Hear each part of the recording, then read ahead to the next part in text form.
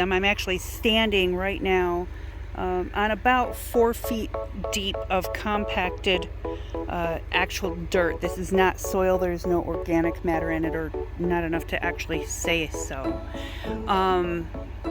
But if you look down in here, that is basically swamp, and that is my driveway. So part of the reason that we're leaving all these sticks and stuff here is to act as kind of like driveway fabric. It'll kind of prevent the dirt from sinking as much. There's also loads of huge rocks that he's leaving in there to give it some more strength. And over this part, we're gonna have feet of dirt, fill dirt. So we definitely don't want to get stuck in swamp soup. As you can see, it's really, really wet in here. Now, granted, it's been raining a lot, but that's not going to go anywhere. That swamp soup is going to stay there unless we fill it. And that's exactly what the guy's going to do.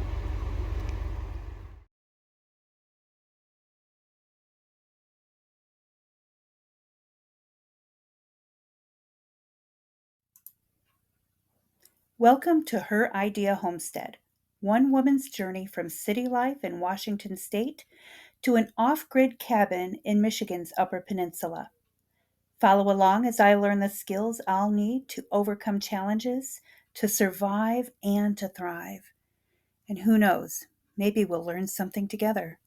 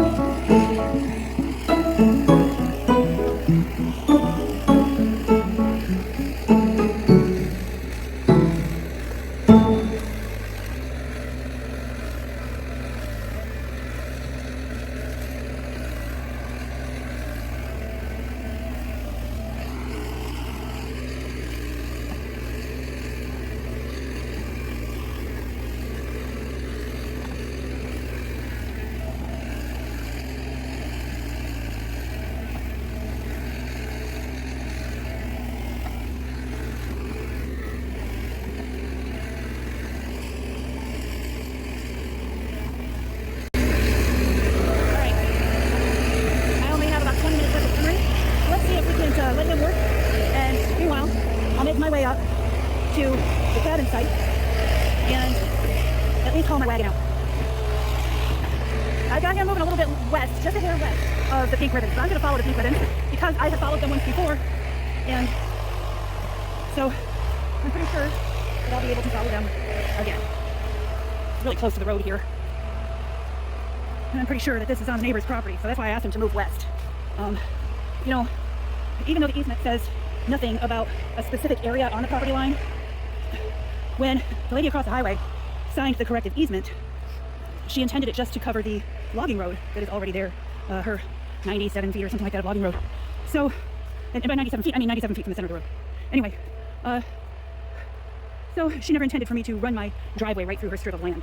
But the fact that it's so close to her strip of land, and actually I think it does abut her land for a brief moment, I mean, it'll give her the ease of being able to get into here if she wants to harvest any wood, or camp, or whatever. Up at my northeast corner, where I don't remember if it's 134 or 143 feet from the center of the road to that corner. So basically, once he gets a little bit further west, the excavator can start moving north again and catch back up with the pink ribbons, because he will absolutely be, oh goodness, he's almost at the spot where Will and I left off pulling our string and marking out the property line. And you see these pink ribbons, right? Well, we're about to see not just pink ribbons. Make sure I don't see any bees flying around, because they like to build nests in dead wood and tree stumps and such. All right, look, pink flags. That is where Will and I left off marking the property line. So, all right, this is soggy. And right now I'm actually walking on the neighbor's side of the property line, but I just want to get through here without getting hurt. So pretty soon I'll get to a point where it'll be kind of easier walking. Whoa.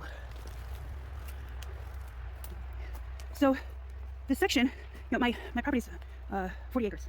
It's a square 40 acres. And so, oh, goodness. Yeah, see, now I'm following the property line, and the contractor's pink ribbons are over there, so we're well inside the property for the driveway there.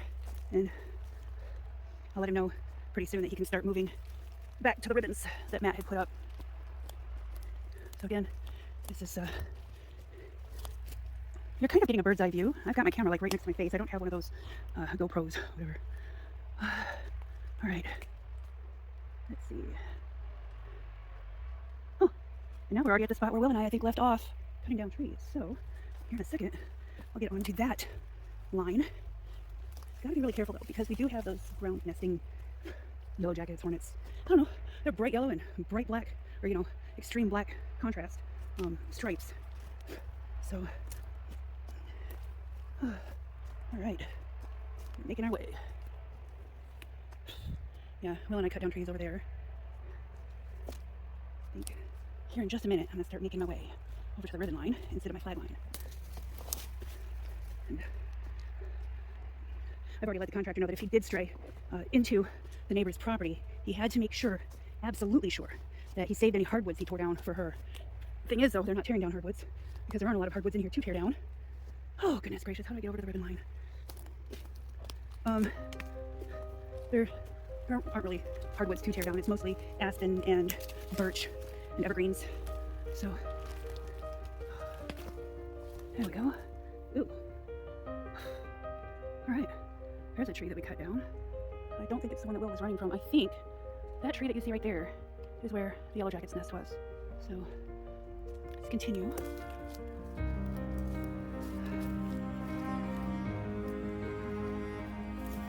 right, going through ferns to get to the ribbon line. Yeah, you can see here trees that Will and I took down, and he'll be able to see too. Once he gets this far. And hopefully he'll just be able to, you know, these big trees have got to come down. Big trees must come down. So let's continue. 15 minutes.